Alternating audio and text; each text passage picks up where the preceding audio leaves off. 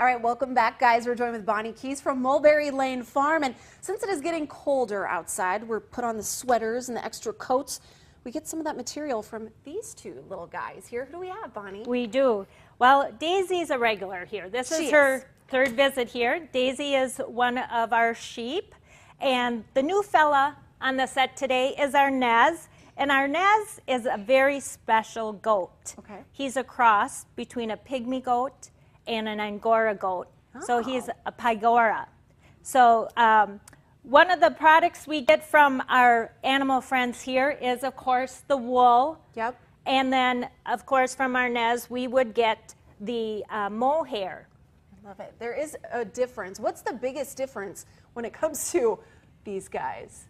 Well, wool, as you can feel, I wish our audience could feel the difference. The wool is very coarse and a harder feel, where this is very soft.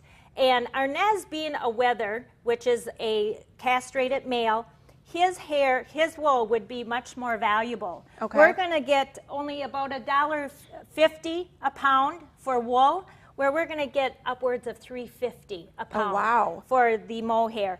And speaking of mohair, what's interesting, even though he's an Angora, the product we get from him is called mohair. Okay. We're going to get Angora from rabbits, Angora rabbits.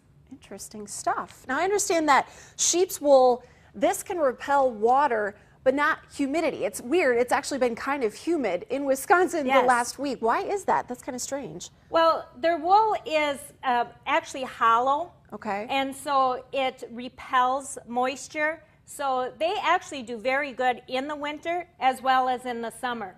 So, and the same with the mohair. It repels water as well. That's really cool. And you brought some things. So what would we, I mean, which of these guys are in some of these products back here?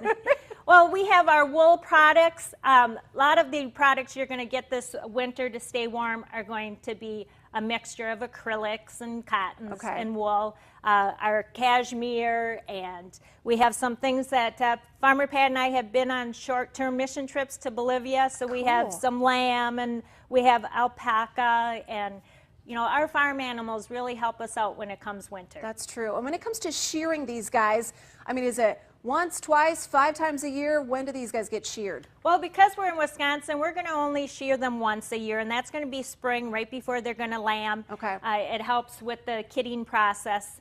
And then if they were in the south, at one of our Florida farms perhaps, then we would do it twice a year. Nice, very interesting. All right, well, Bonnie, if people want more information, where can they go? We invite them to visit Mulberry Lane Farm, WI.com. Perfect. All right. Thanks, Bonnie. Thanks, guys. You're so well behaved this morning. Daisy's a pro, though. All right. We'll be right back.